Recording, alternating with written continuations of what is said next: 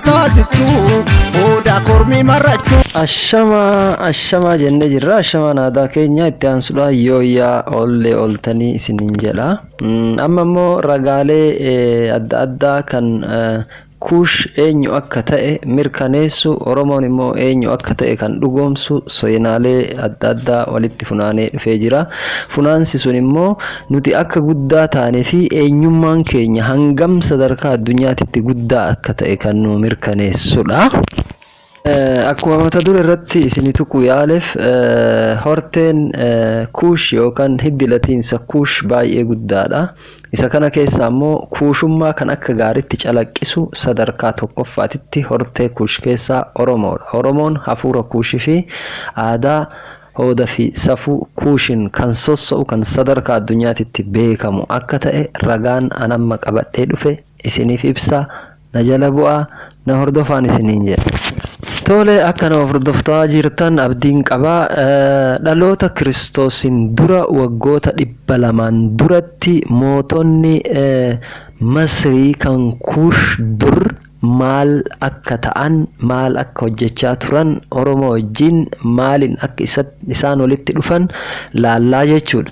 Innis maalinni mootonni Kuush kan Masrii duraanii hanga mootota 13ffaatitti hariiroon walitti dhufeenya haasawa yookaan moggaasa jechaa Oromoo wajjin akkaataa isaan itti walitti dhufan tokko lama jennet babbaysinee walitti himna. Tokkoffaan ilmi intala Tutmos kan dhaloota Kiristoos dura waggaa 1400 dura jiraachaa ture mootichi sadaffaa Amano Hotepo haadha kan taate mootittiin Naapata Merowe maqaan ishii afaan Oromoo irraa akka moggaafame seenan nuuf addeessee jira. Mee akkamitti Meroween fakkeenyaaf meetummaa jedhamti, mootii, meetii, meetoo maqaa kanarraa kan dhufeedha jechuudha jechuudha.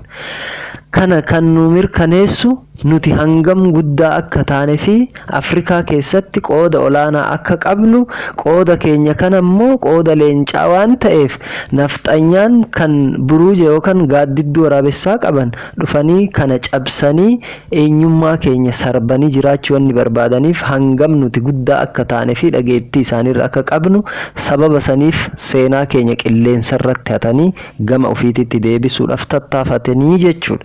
Inni lammaffaadha.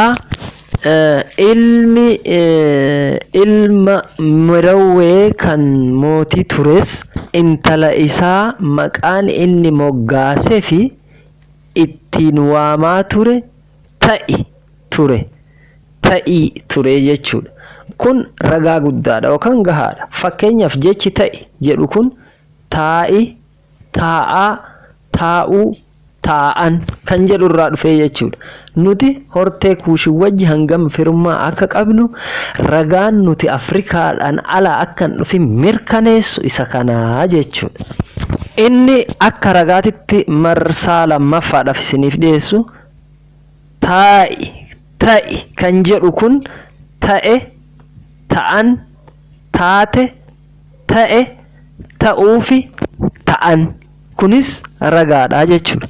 Inni biraan immoo mootichi Tutmos maqaan isaa yeroo hiikamee tokko tokkoon addaan bayfamee ilaalamu jecha Oromoo lamarraa kan ijaarame maqaan moggaasni tooftan jechoota lama walitti camadanii yookaan wal qabsiisanii ittiin dubbatan kan Oromoo wajjin akka inni itti wal simatu nutti argisiisaa jechuudha. Tutmos maqaan kun jechoota lamarraa walitti dhufe kana laaluudhaaf nama maqaan isaa waan jecha jettuu fi gaarii jecha jedhutu walitti dhufe.